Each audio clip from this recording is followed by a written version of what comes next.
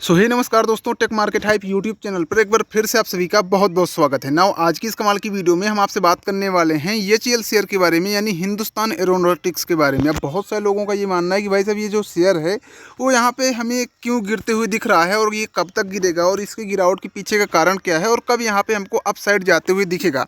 देखिए, पूरी एनालिसिस करेंगे और जो भी डिटेल्स हैं सब कुछ आपके साथ साझा करेंगे। डेफिनेटली ये वीडियो आपके लिए बहुत इंपॉर्टेंट है, चाहे आप होल्डर्स हों एचईएल शेयर की या फिर यहाँ पे बाय करने का सोच रहे हों या फिर आप यहाँ पे किसी भी प्रकार से एचईएल शेयर की आपको कंप्लीट जानकारी इस वीडियो में आपको मिलने वाली है। सो वीडियो पूरा देखिएगा। अगर आप हमको पहली बार देख रहे हैं तो प्लीज़ यार दोस्तों वीडियो को लाइक करके चैनल को सब्सक्राइब कर लीजिएगा। देखिए, हम यहाँ पे जेन्युइन बात करेंगे, कुछ भी ऐसी बातें नहीं करेंगे जो आपकी समझ में ना आए।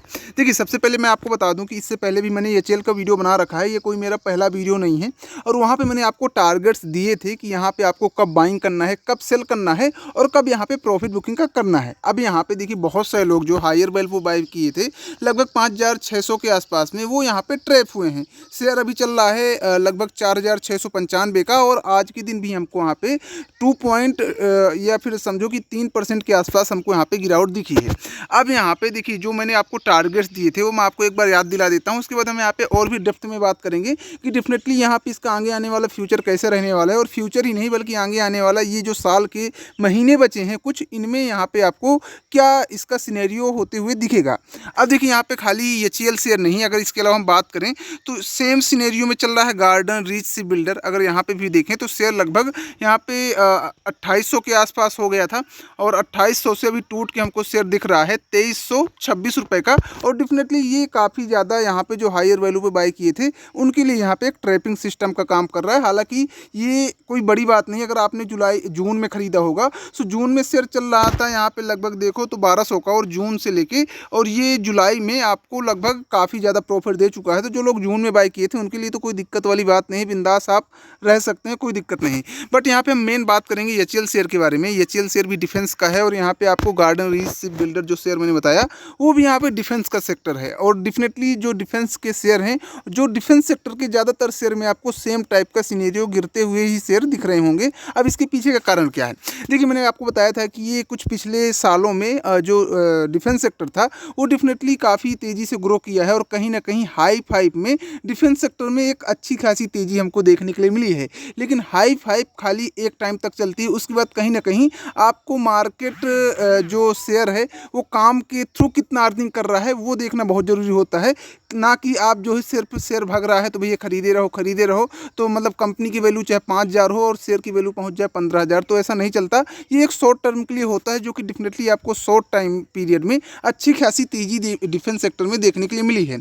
अब यहाँ पे देखो, जो मैंने आपको टारगेट दिए थे एचईएल शेयर के, वो एचईएल शेयर के टारगेट मैंने दिए थे कि जब तक शेयर यहाँ पे 4000 के आसपास नहीं आता या फिर 4000 या फिर ये समझ लो कि 4400 के आसपास नहीं आता, तब तक आपको यहाँ पे एंट्री नहीं लेनी है। अगर आप यहाँ पे एंट्री लेना चाहते हैं और अगर आप यहाँ पे ऑलरेडी प्रॉफिट में हैं, तो जब यहाँ पे शेयर चल रहा था लगभग इस प्राइस पॉइंट पे चल रहा था, तब भी मैंने कहा था कि आप एंट्री ले सकते हैं। बट डेफिनेटली कुछ प्रॉफिट देने के बाद यहाँ पे गिरने लगा।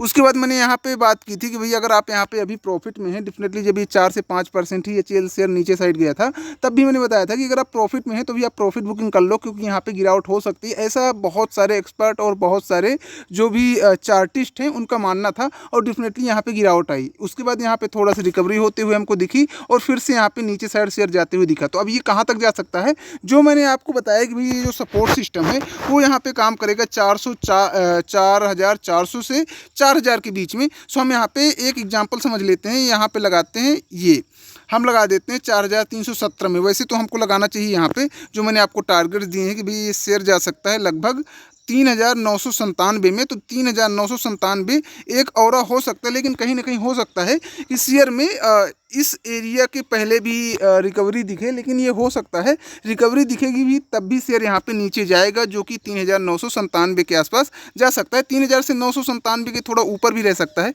एक्चुअली मैं एग्जैक्ट लगा देता हूँ, तो ये रहा ये।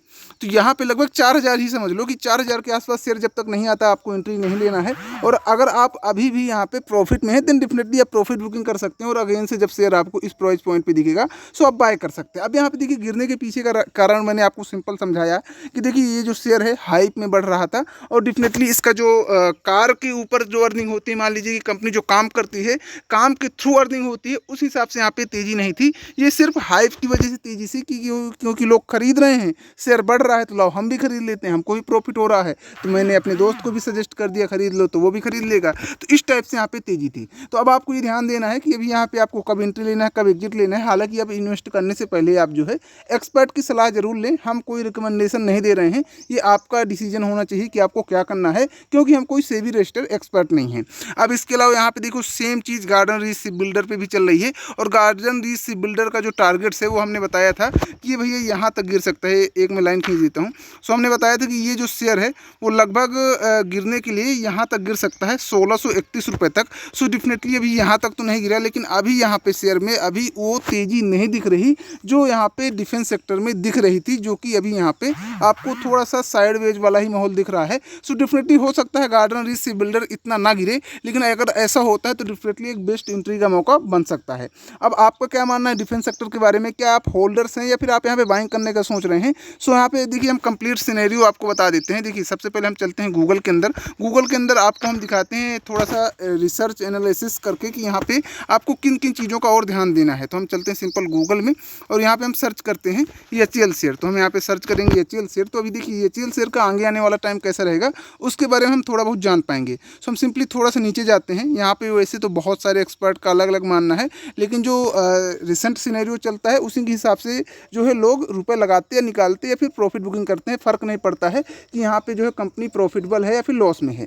फिलहाल अगर कंपनी की बात करें तो कंपनी काफ़ी बढ़िया है, डिफेंस सेक्टर की कंपनी है, और मार्केट कैप भी 3,14,000 करोड़ का है। और अभी फिलहाल PE भी 41 का चल रहा है, ROC 38 का है, ROE 28 का है। मतलब कंपनी ओवरऑल बेस्ट है। फेस वैल्यू 5 की है हालांकि शेयर की। इसके अलावा अगर हम यहाँ पे बात करें तो इसका जो हाई है वो 5,675 का है, और इसका जो 52 वीक लो है वो 1768 रुपये का आपको देखने के लिए मिलेगा। इसके अलावा अगर यहाँ पे हम क्वार्टरली थोड़ा बहुत देखें तो क्वार्टरली तो वैसे पता होगा जो रेगुलर यहाँ पे देखते हैं, बट यहाँ पे फिर भी एक बार नज़र डाल लेते हैं। तो फिलहाल में यहाँ पे अभी जो है जून क्वार्टर के रिजल्ट भी आना बाकी हैं, जो कि डेफिनेटली एक मेजर अपना जो है सपोर्ट सिस्टम दिखाएंगे। अगर रिजल्ट अच्छे आते हैं डेफिनेटली फिर से तेज़ी रिकवरी देखने के लिए मिलेगी। फिलहाल अभी रिजल्ट नहीं आए हैं।